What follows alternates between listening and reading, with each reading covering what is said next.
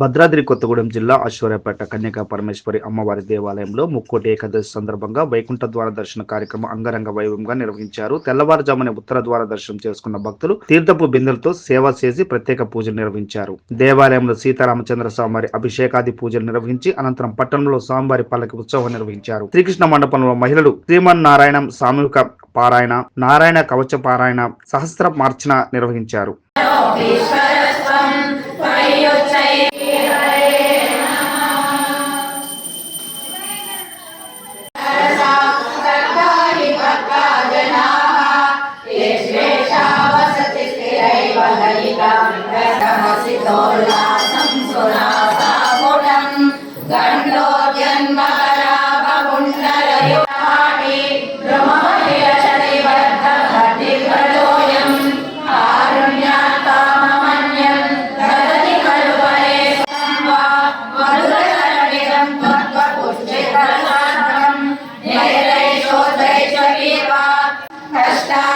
सृष्टि